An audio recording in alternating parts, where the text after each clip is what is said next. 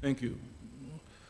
I think I'd like to show you today that the role of a completion axillary node dissection is increasingly slim in our management of cancer patients of the breast, and ultimately sentinel node will also gradually disappear as we see that our decisions are based on other more biologically specific criteria. But the standards today are those that I'll review with you.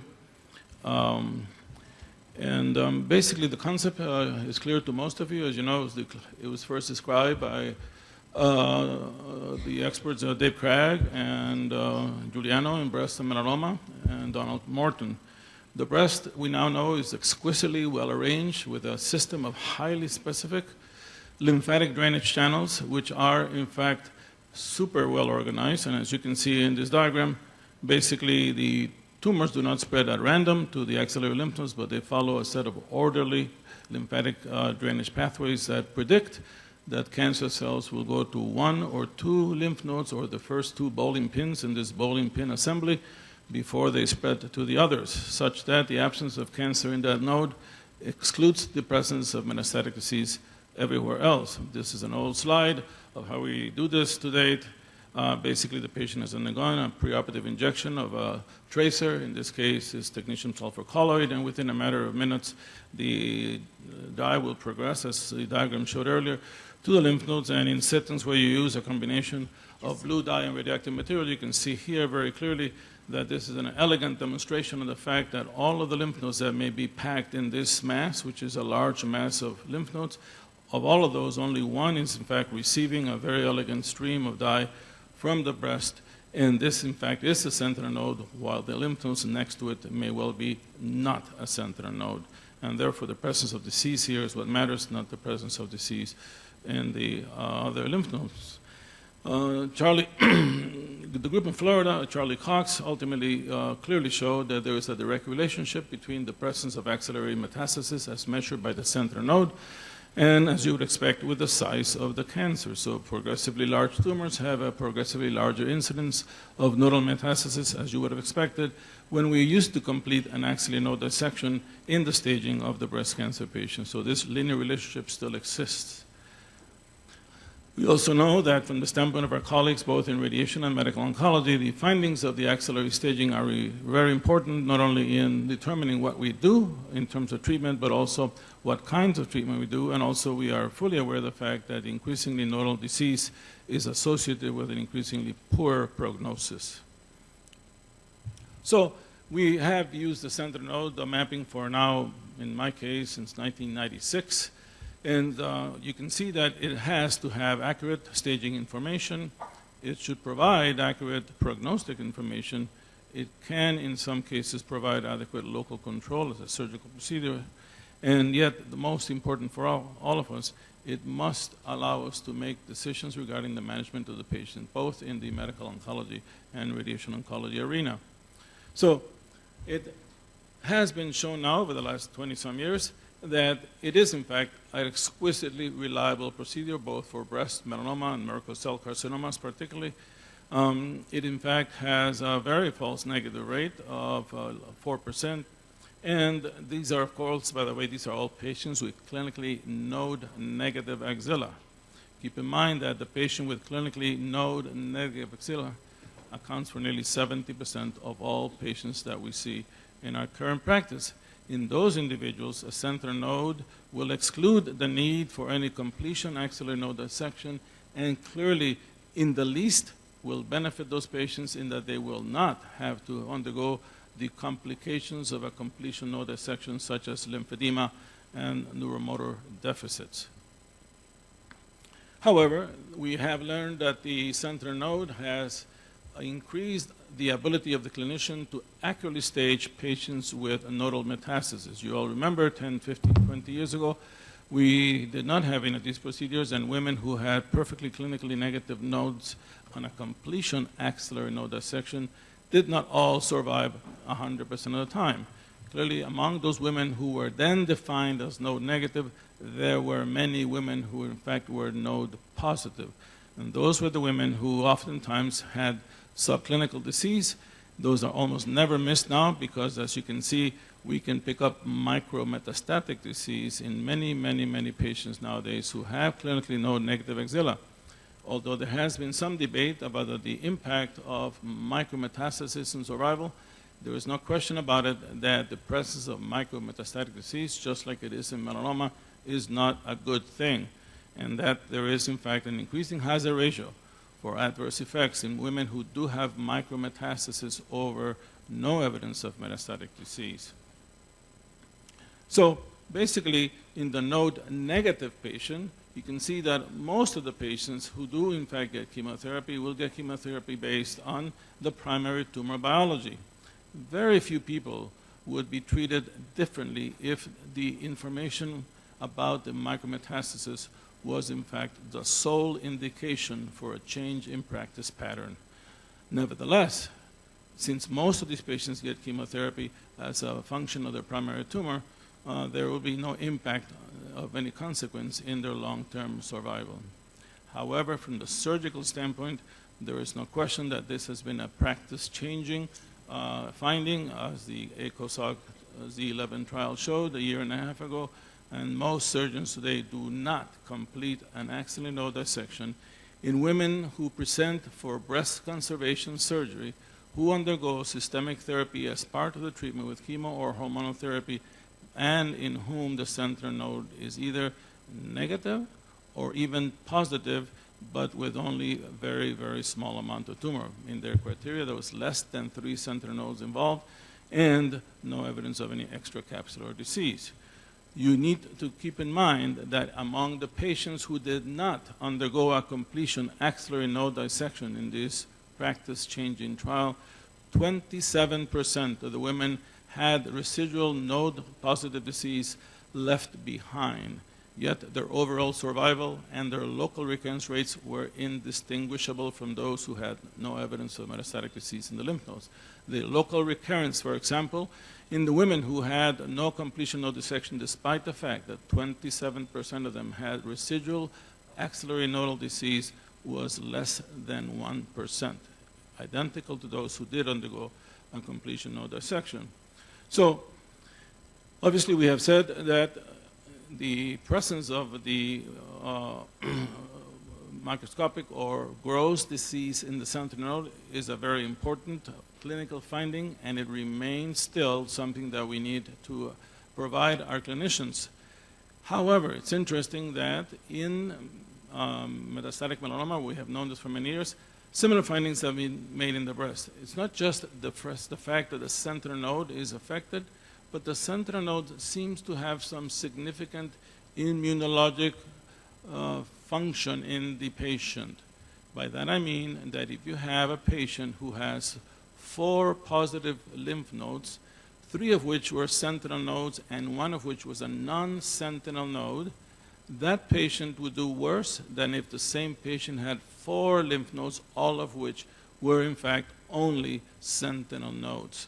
So the fact that only sentinel nodes involvement may be documented is very important because it appears that there is some immunologic significance to that as a protective barrier. We have seen the same thing in malignant melanoma, where patients who only have metastatic disease in the sentinel nodes, even though they may have 2 or 3 nodes, would actually do better than the same patient who had 3 nodes, among which 2 or 1 were non-sentinel nodes. This is a piece of information that we rarely really put much attention to, but that will become important when we start looking at indications for post-breast conserving radiation therapy to the axilla.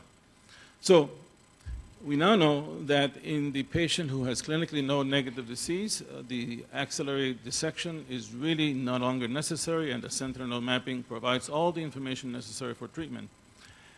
For many, many, many years, Terry Mamounis, who you may all know, has argued that it doesn't really matter what you are going to do in the treatment of the patient in the neoadjuvant setting, because many argue for many years that we should do the sentinel node before chemotherapy, and that the patient who had neoadjuvant therapy would be treated differently if we knew that they were node positive at the time of their presentation. Keep in mind, these are clinically node negative patients.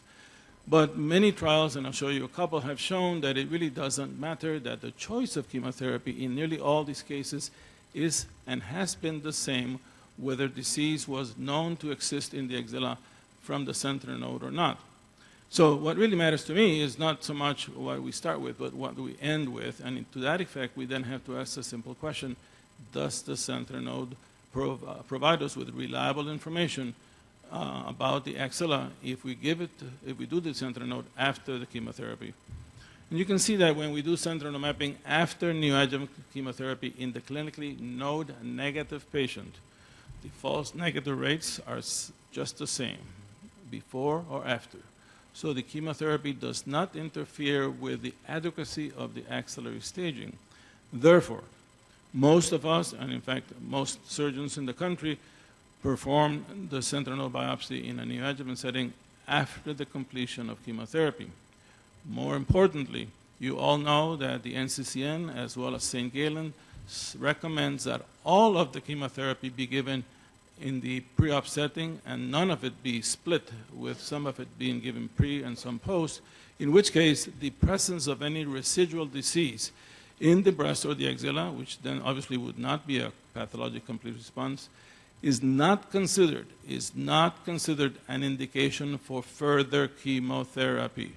So patients who have pre-op chemo and they have their standard regimen before surgery who still have residual axillary disease, if they're ERPR positive, they get on to have hormonal therapy, but if they're ERPR negative, there is no indication for further treatment.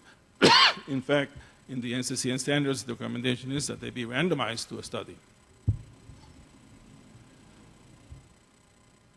So from the standpoint of local regional control, many argue that maybe we need to know what's in the axilla. Thank you very much. So that we can decide if there is in fact a protective effect from local recurrence in the sentinel node versus completion node dissection. Excuse me.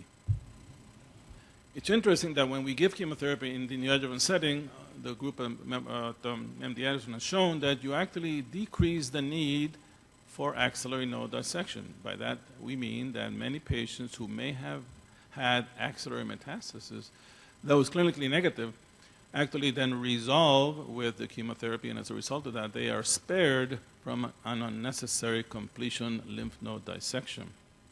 In that same group of patients, who many argue with, well, why aren't you worried about the fact that the chemo may have just made the tumor go away and you may have left some lymph nodes behind that were not the sentinel nodes, but which also may have had residual disease, but since you only removed the sentinel node, those lymph nodes that were left behind simply because the chemotherapy may not have worked equally well in all of the lymph nodes may ultimately lead to an increase in local recurrence. And you can see here that that is not the case. That the sentinel node after chemotherapy is given, not only is reliable, but that the recurrence in the axilla of the patient who may have had a subclinical nodal metastasis that went away with the chemotherapy does not result in an increased risk of local recurrence, with a recurrence rate in the axilla, as I said, again, well below 1%. In the Hunt series, it was 0.3%. So basically, there is no reason then to worry about local recurrence being significant of concern if we leave all of the nodes behind after an adequate sentinel node mapping procedure.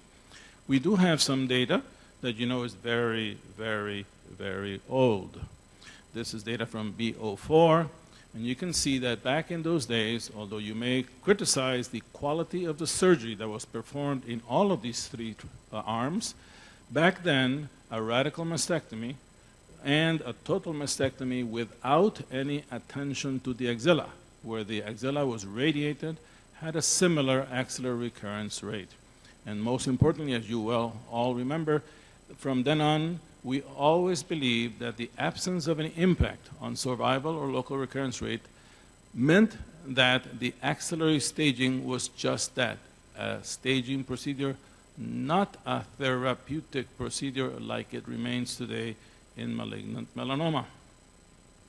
More recently, other trials with sentinel node mapping as part of the trial which were not present back in the BO4 days, have shown the same. These are very large trials, Giuliano's meta-analysis, the NSBP B32.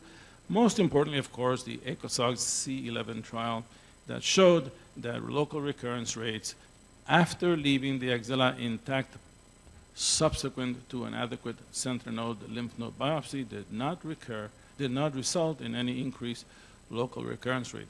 There was a slight statistical increase in the patients with macro recurrence in the very large trial that was basically NCCN based by Bellemoria, but that was just barely statistically significant. So clearly then, we now know that the sentinel node biopsy alone, with or without axillary node dissection, has in fact no impact on survival or local recurrence-free survival.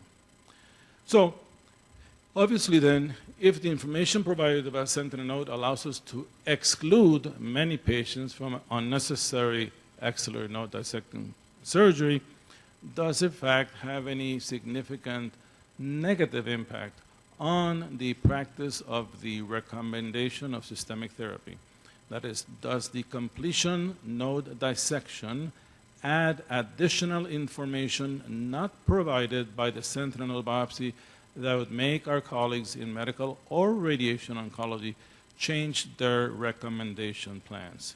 Now, for this, we have not much prospective data, but we do have some retrospective data that addresses that matter quite well.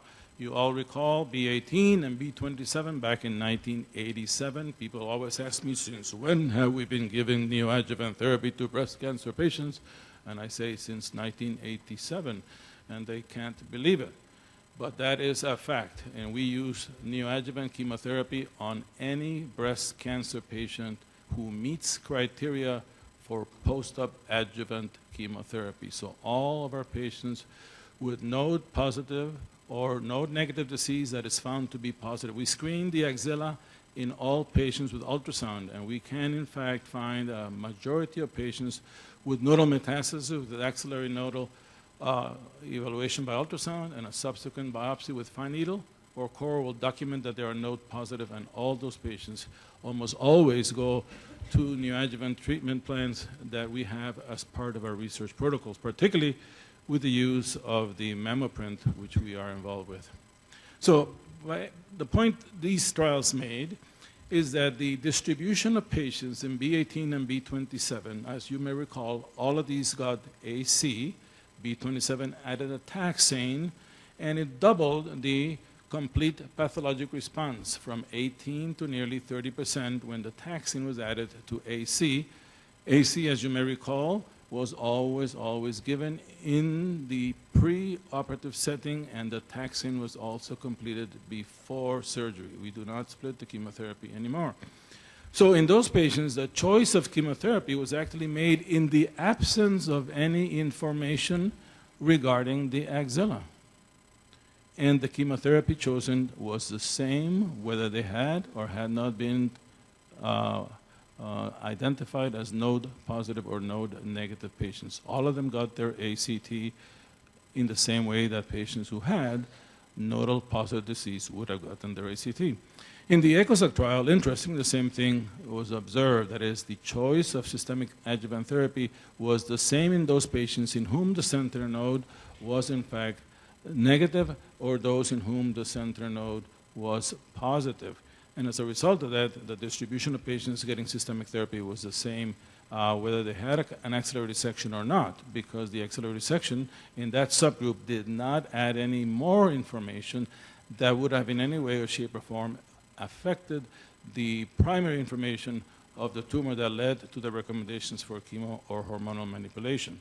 So as you can see then, the completion axillary node dissection in node positive or node negative patients will have no significant impact on the choice of chemotherapy made by most clinicians.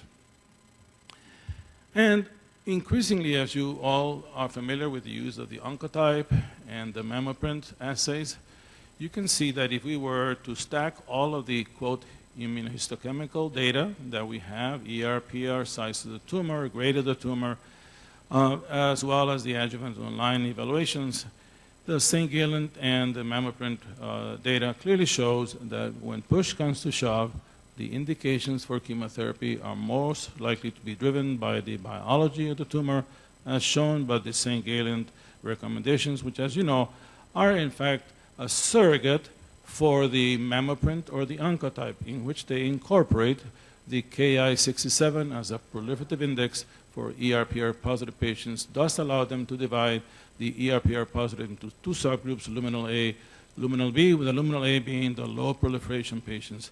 However, we get a lot more elegant information from the mammoprint or the oncotype in that setting. And so you can see that increasingly the choice of systemic therapy will be determined by the biological intrinsic character of the tumor, not so much by what we find in the axilla. So increasingly, the findings of a completion node dissection have little influence on the choice of systemic therapy.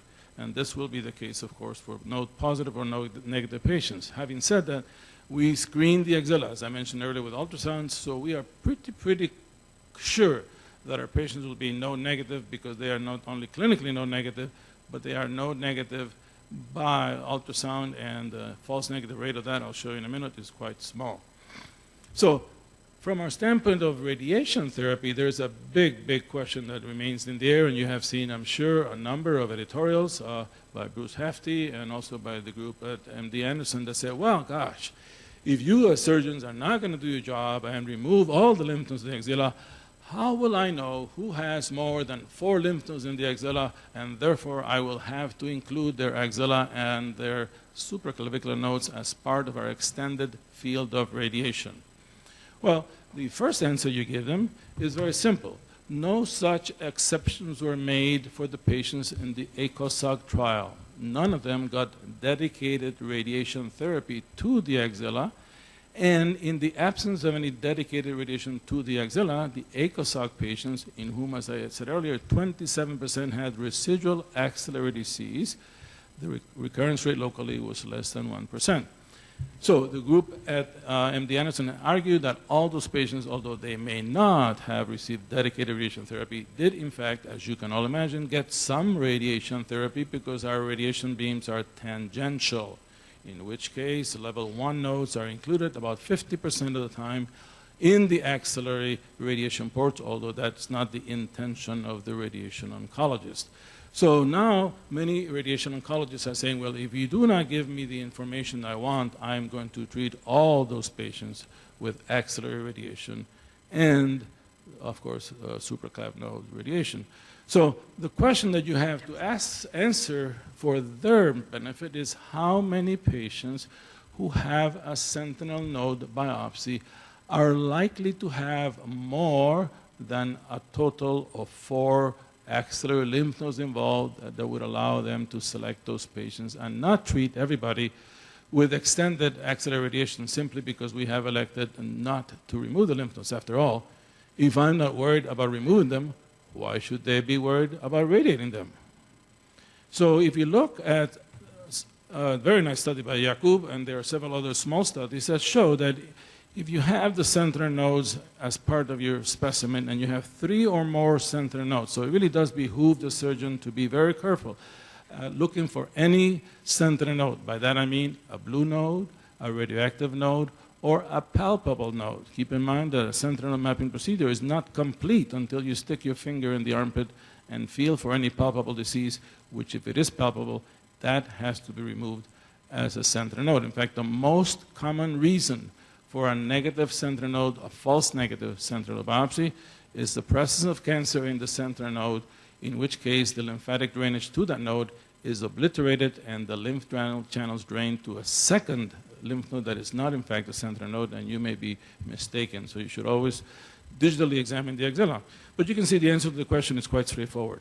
If you have 3 or more sentinel nodes, the likelihood that you're going to have additional nodes that will drive the radiation oncologist's decision to treat the axilla exclusively alongside the breast is only present in about 14% of the patients. I'm sorry, 13% of the patients have 2 sentinel nodes and 2 more, so this would add to 4, 2 non-sentinels and 2 sentinels. And if you have 3 sentinel nodes, you can see that the number is smaller because the axillary staging is that much more reliable. And so you can provide this information to the radiation oncologists, but to date, they have yet decided not to do this. I'm going to make a very few fast comments about the most controversial area, which is basically what to do in the patient in whom you start neoadjuvant therapy with palpable disease or with documented ultrasound positive axillary disease. And once again, the sentinel node identification rate in neoadjuvant for node positive patients is very reliable. The more lymph nodes you find that are sentinel nodes, the smaller the false negative rate. It makes sense. However, because of the fact that there is on average a 20% false negative rate, that is 20% of patients completing neoadjuvant chemotherapy with a negative sentinel node may still harbor disease in the other non-sentinel nodes 20% of the time. Not terribly different, is it, from the 27% of the patients who had that exact same condition in the ACOSOC 10-11 trial. However, because they started with palpable or documented disease, the standard of care still calls for completion node dissection in the patients who have sentinel node after sentinel node mapping and neoadjuvant therapy for clinically positive or documented positive disease. The question to the radiation oncologist is very simple. What will you do for that same patient in whom the sentinel node is negative and the pathologic complete response rate is documented to be complete both in the axilla and the armpit? If you have a completion node dissection for a node positive patient and there is no disease in the sentinel node or the completion of dissection, there should be no reason then to radiate those patients, because if I took it out, why would you want to radiate them? So, in summary, we know now that the sentinel node biopsy is superior to completion node dissection in clinical node negative patients. The omission of the completion node dissection has no impact on recurrence rates or survival. Systemic therapy recommendations may be affected, but rarely, by the additional information obtained from a completion node dissection. And of course, the ACOSOC trial says that we do not need to complete a node dissection or increase the radiation fields in patients in whom there is less than 3 sentinel nodes involved and no evidence of extracapsular disease. We do not recommend any completion node dissection in node-negative patients with small lesions that have less than 3 nodes. And of course, the use of dedicated axillary ultrasound, as we do in our practice, can in fact give you a good hint that you may have significant axillary nodal disease. Lastly, we already said that a small number of patients will have more than 4 nodes, and those are the ones the radiation oncologists are concerned about. And in those patients who do reach a complete pathologic response, defined as a complete absence of microscopic disease in both the breast and the axilla. The question is, do they need any radiation therapy? And of course, as it is in our practice, we make decisions regarding the entire management of the patient based on genomic assessment of the core biopsy even before they undergo surgery. Thank you.